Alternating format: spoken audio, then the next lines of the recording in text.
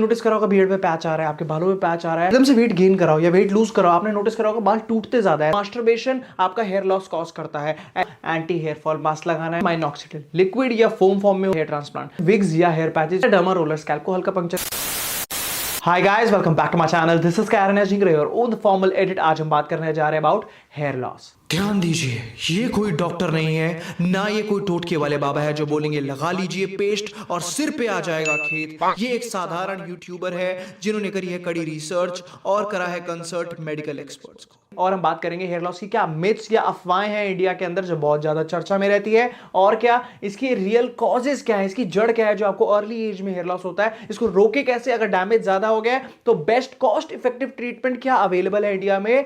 आइए बात hair loss से रिलेटेड जो भी अफवाहें और मिथ्स उसके बारे में बात करेंगे, जिससे ज्यादा टेंशन ना ले, अपना टाइम और पैसा भी वेस्ट ना करें। ईवियन is very good in vitamin E, बहुत रिच है, बालों के लिए, स्किन के लिए अच्छा है, ऑक्सीडेटिव स्ट्रेस को कम करता है आपकी स्कैल्प के, जिससे ज्यादा डैमेज ना हो, लेकिन इतनी हद तक नहीं कि वो हेयर लॉस अकेले रोक ले। और क्या है, मास्टरबेशन आपका हेयर लॉस कॉज करता है, ऐसा नहीं है। आप सुनिए मेडिकल एक्सपर्ट की जुबानी। नहीं, ना ही इससे हेयर लॉस होता है, ना ही इससे हेयर लॉस बढ़ता है। बट आज तक ऐसी कोई मेडिकल स्टडी नहीं हुई है जिसमें मास्टरबेशन को हेयर लॉस का कारण बताया गया हो। और बहुत लोग बोलते हैं कि लोग इससे अंधे हो जाते हैं। अगर ऐसा होता तो हमारे लड़के टॉयलेट जाने के बाद तो उस्तरा मरवाने से हेयर लॉस खत्म हो जाता है या नए बाल बहुत घने आते हैं, उसका आंसर है नो। आप जब भी उस्तरा मरवाते हैं, आपकी जो नई टिप आते हैं, नया बाल की टिप होती है बहुत शार्प होती है, तो हमें लगता है बहुत हार्ड है और नए घने बाल है, लेकिन 1.5 से 2 हफ्ते बाद वो बिल्कुल नॉर्मल हो जाता है। हाँ, लेकिन आपकी स्कैल्प का हाइजीन अच्छा हो जाता है, क्योंकि डैंड्रफ प्रॉब्लम है, कोई एलर्जी है, तो कोई भी प्रोडक्ट लगाएंगे वो अच्छे से एब्जॉर्व होगा। और क्या, पूरे दिन ऑयलिंग करके रखना 7 दिन, उससे हेयर लॉस खत्म हो जाएगा? Answer is no. ऑयल बहुत अच्छा है, नरिश करता है बालों को, डैमेज रिपेयर करता है, लेकिन 7 दिन लगाने से क्या उल्टा आपकी स्कैल्प को क्या क्लॉग कर देगा, वो बिल्कुल डैमेज कर देगा। तो हफ्ते में 1 से 2 बार ठीक है। और क्या, शैम्पू चेंज करने से, प्रोडक्ट चेंज करने से हेयर लॉस होता है? The answer is no. बहुत लोग बोलते हैं वे प्रोटीन यूज करने से, इसको डब्बे के नाम से बदनाम करते हैं, उससे हेयर लॉस होता है। उल्टा, protein rich diet is very good for hair. हाँ, लेकिन एनाबॉलिक स्टेरॉइड अगर आप लेते हैं, उससे डीएसटी लेवल ऊपर जा सकता है कई केसेस के अंदर, which is dihydrotestosterone, which can be link to your hair loss. कई लोग बोलते हैं गंजे लोगों में बहुत टेस्टोस्टेरोन होता है, वो बेड में सुपरमैन होते हैं। ऐसा नहीं है। अगर ऐसा होता तो सारे गंजों का बेड क्या होता? स्टील का। भाई एक परमानेंट सोल्यूशन बता दो हेयर लॉस का। परमानेंट भाई, चाहे बायोटीन ले लो, चाहे कोई भी अच्छा शैम्पू ले लो, चाहे अनियन ऑयल ले लो, चाहे कुछ भी ले लो, परमानेंट कुछ नहीं होता।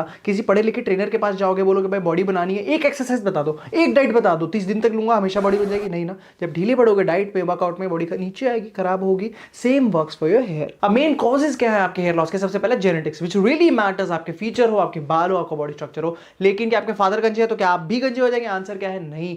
AR जेनेटिक्स पे सब कुछ डिपेंड करता है। एंड्रोजन रिसेप्टर सबसे पहला 30% आपके मदर का साइड देखा जाता है, मैटरनल साइड, आपके मामा हो गए, आपके नाना हो गए। बाकी 30% पैटर्नल साइड, आपके फादर, ताऊ जी, आपके दादाजी, इस साइड देखा जाता है। और बाकी 30% आपका लाइफस्टाइल, आपका खाना, आपका रहन सहन। अगर दोनों साइड आपका स्ट्रांग है तो टेंशन ही नहीं है। अगर दोनों साइड वीक है तो आपको जो लाइफस्टाइल फैक्टर है उस पर काम करके इसको डिले करा जा सकता है। उसके बाद आता है डाईहाइड्रोटेस्टोस्टेरोन। DHT लेवल आपकी बॉडी में रिस्पॉन्सिबल होता है आपकी सेक्सुअल हेल्थ के लिए। बॉडी पे जो बाल आते हैं और बॉडी का जो मास होता है, अगर वो इंक्रीज हो जाए तो वो हेयर लॉस से लिंक हो सकता है। मेंटेन और बैलेंस कैसे बना के रखे उसका? रेगुलर वर्कआउट से, घर का खाना ज्यादा खाए, जंक अवॉइड करे और स्मोकिंग अवॉइड करे। कभी आपने अगर एकदम से वेट गेन कराओ या वेट लूज कराओ, आपने नोटिस करा होगा बाल टूटते ज्यादा है। ऐसा क्यों? बॉडी मास इंडेक्स जब ज्यादा फ्लक्चुएट होता है, सिग्नल जाता है हेयर फॉलिकल को टू स्टे इनएक्टिव। जब वो इनएक्टिव हो गए तो अपना हेयर लॉस होगा ही। हमने दादा परदादा के टाइम कभी नहीं सुना होगा कि टीनेज हेयर लॉस एक्सपीरियंस हो रहा है। हमारे टाइम पे सबको ज्यादा। ऐसा क्यों? लाइफस्टाइल डिफरेंस बहुत है। वो बात बात पे चलते थे, बात बात पे यहाँ पे स्कूटी और बाइक उठ जाती है। वहां पे क्या था? घर का खाना, कुछ खाने का मन है ज्यादा तो घर पे देसी घी का हलवा बन गया, कुछ बन गया, लेकिन होम कुक्ड होता है। यहाँ पे क्या होता है? बात बात पे स्विगी जोमेटो आ जाता है। वहां पे क्या होता था? वहां पे सोने का टाइम फिक्स, यहाँ पे सुबह सोया जाता है। डैंड्रफ या स्कैल्प एलर्जी होना, उसको लॉन्ग टाइम तक ट्रीट ना करना आपकी स्कैल्प की हेल्थ को खराब करता है, आपके बालों की स्ट्रेंथ को खराब करता है, हेयर लॉस हो सकता है। तो एक तो डाइट अच्छी रखे। अगर डैंड्रफ है तो आगे जाके जो आपको मैं हेयर पैक बताऊंगा तो वो जरूर यूज करें, उसको ट्रीट करें एज सून एज पॉसिबल। और क्या ध्यान रखना है? अपने केमिकल्स और कलर कम रखे, और केमिकल्स लगाए भी हेयर वैक्स या स्प्रे तो उसको उतारना बहुत जरूरी है। कभी नोटिस करा होगा बियर्ड में पैच आ रहा है, आपके बालों में पैच आ रहा है, उसको एलोपेशिया एरियाटा कहते हैं। Auto immune disorder for example, आपकी जो इम्यूनिटी होती है बहुत इंपॉर्टेंट रोल प्ले करती है। अगर बैड वायरस से बचा रही है आपको, लेकिन लाइफस्टाइल और डाइट बहुत ज्यादा खराब है तो क्या करती है? वो आपके गुड सेल्स को डिस्ट्रॉय कर देती है और कभी कभी हेयर फॉलिकल्स को डैमेज करती है। इससे ये हो जाता है। अब इसका सोल्यूशन क्या है? Anti hair fall regime. DHT blocker foods को डेली बेसिस पे डालिए अच्छे बालों के लिए। सबसे पहला क्या है? कैरेट हो गया, एग्स हो गए, आलमंड हो गया, और क्या आपका टमाटर हो गया। इनमें से कोई भी फूड डेली बेसिस पे थोड़े बहुत डाल सकते हैं। वर्कआउट वर्कआउट अच्छा रखना है, पानी का कंजम्पशन अच्छा, और इंपॉर्टेंट क्या है, स्कैल्प पे डैंड्रफ या एलर्जीज है तो थूजा ऑयल या नीम ऑयल। हफ्ते में 2 से 3 बार कंडीशनिंग करनी है as per your scalp type, ज्यादा हार्श नहीं होना चाहिए। हफ्ते में 1 बार हर संडे को एंटी हेयर फॉल मास्क लगाना है। उसमें करना क्या है, आपको अनियन ऑयल हल्का सा गर्म करके अपने स्कैल्प पे मसाज करिए। उसके 10 मिनट बाद आपको क्या करना है, योगर्ट और फेनुग्रिक सीड यानी कि मेथी दाना, वेरी हाई इन प्रोटीन और नरिश करता है आपकी स्कैल्प को, उसका पाउडर इजीली अवेलेबल है, उसको मिक्स करके लगाएं स्कैल्प पे, उसको रब करें एंड 20 से 25 मिनट बाद उसे वॉश कर दें। अगर 60 to 70% ऑलरेडी डैमेज हो चुका है तो आप मार्केट में बहुत सारे मेथड्स अवेलेबल है जो हमने डिटेल रिव्यू करे हैं स्पेशली आपके लिए। आप जा सकते हैं सबसे पहले हेयर ट्रांसप्लांट, 4 आउट ऑफ 10 क्योंकि बहुत ज्यादा एक्सपेंसिव है। जहां पे आपके स्ट्रॉन्ग हेयर होते हैं वहां से यूनिट को एक्सट्रैक्ट करा जाता है, हेयर फॉलिकल्स वीक जगह पे जहां पे बाल पैचेस है वहां पे डाले जाते हैं। उसके बाद आते हैं माइनॉक्सिडिल, लिक्विड या फोम फॉर्म में होता है, मसाज करना होता है स्कैल्प पे, हल्का स्मेल कर सकता है या स्कैल्प को इरिटेट कर सकता है, डिपेंड्स स्कैल्प टू स्कैल्प, ज्यादा महंगा नहीं है। हाँ, अगर लॉन्ग टर्म यूज करेंगे तो इफेक्ट आएगा लेकिन नॉट अ परमानेंट सॉल्यूशन। उसके बाद आती है PRP therapy, platelet rich plasma. Basically जब खून निकालते हैं 3 कैटेगरी में डिवाइड होता है, platelet rich plasma, poor plasma या red blood cell.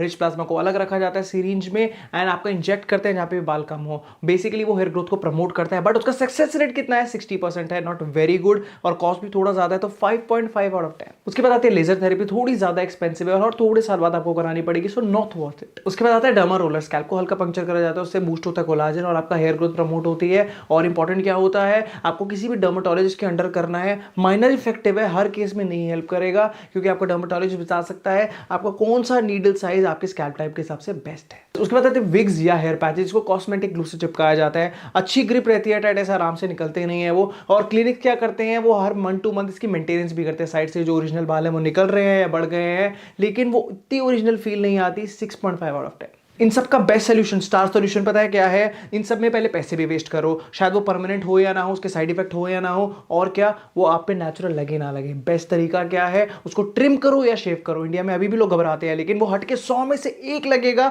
Bold man अगर वो थोड़ा सा मेंटेन कर ले इन टिप्स को। पहला, अगर आपके बाल नहीं है उसको छुपाने के लिए मत बढ़ाइए, वो पता लगता है आप छुपा रहे हैं। शेव करे प्रॉपरली या ट्रिम करे, टाइम टू टाइम उसको मेंटेन करे, हर हफ्ते करे। और ध्यान क्या रखना है, क्योंकि अगर आपके सिर पे बाल नहीं है तो फेस पे ध्यान रहेगा, हल्का फिजिकल एक्टिविटी भी रखिए जिससे आपका फेस चिजल्ड रहे। और ध्यान क्या रखना है, वो नहीं तो उसको बियर्ड को मेंटेन करके रखा है, एक्स्ट्रा फेशियल हेयर नहीं, सिर्फ बियर्ड। और क्या, अगर आप हल्का सा भी फिटनेस में, आपकी जरूरत नहीं है, बेसिक फिटनेस में भी है, you will look very sexy. So guys, ये सब कुछ था अबाउट हेयर लॉस। अगर आपको वीडियो में मजा आया तो लाइक, कमेंट और शेयर करना ना भूले। अगर आप सब्सक्राइबर नहीं है तो प्लीज सब्सक्राइब करें।